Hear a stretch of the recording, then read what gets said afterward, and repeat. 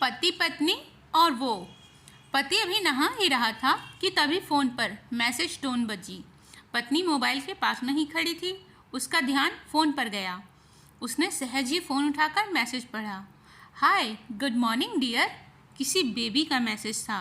पत्नी सोच में पड़ जाती है कि अब ये बेबी कौन है। तब तक पति भी नहाकर बाहर आ चुका है।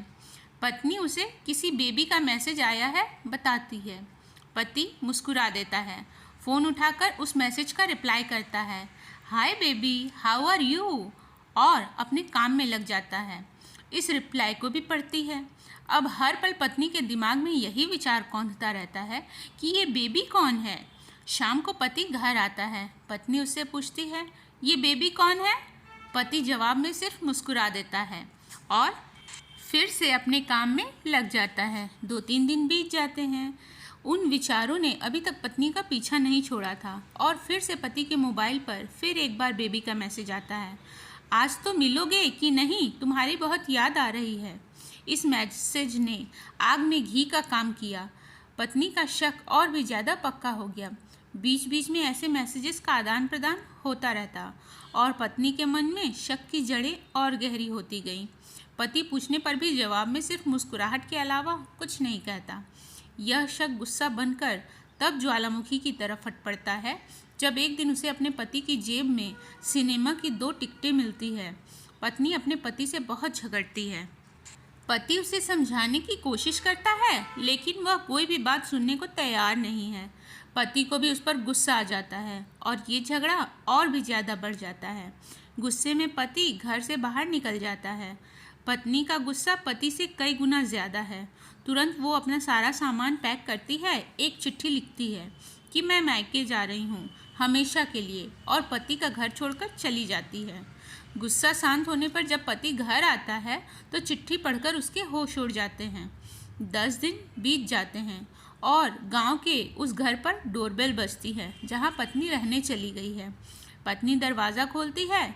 दरवाजे पर 10 साल की छोटी बच्ची के हाथों में चिट्ठी लिए खड़ी है।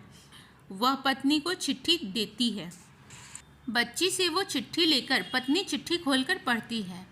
डियर वाइफ, जिस बेबी की वजह से हम दोनों में इतने झगड़े हुए और तुम हमारा घर छोड़कर यहाँ चली आई, यह बच्ची जो तुम्हारे सामने खड़ी है अभी, ये वही बेबी है।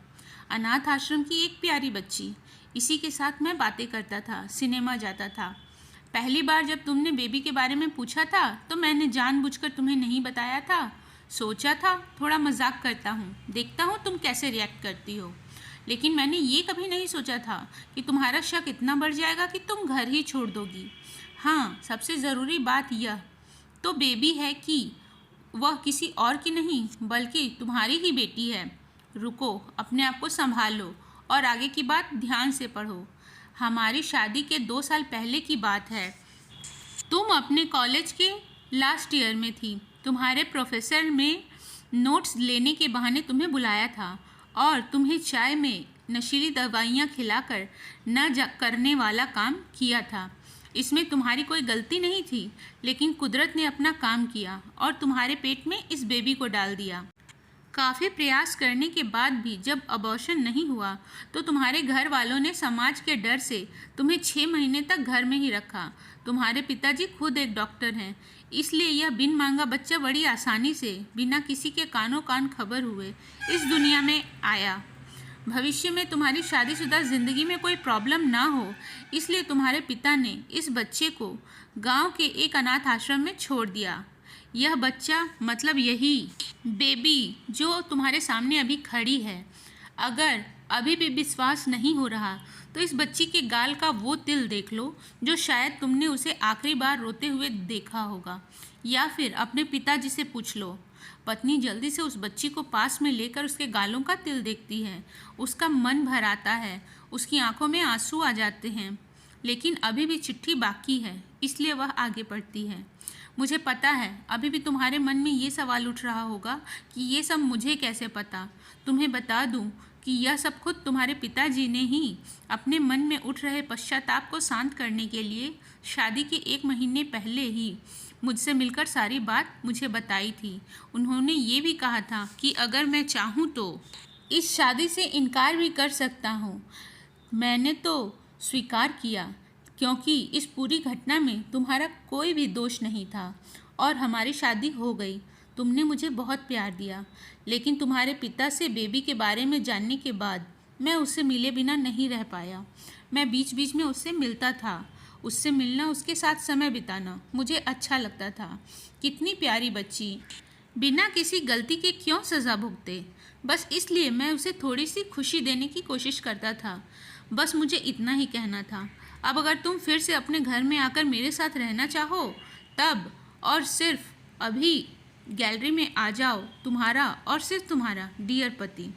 बिना एक भी क्षण देरी किए पत्नी दौड़कर गैलरी में पहुंची और रास्ते पर उसका पति खड़ा था। उसके चेहरे पर एक मुस्कान थी और पत्नी की आंखों में आंसू।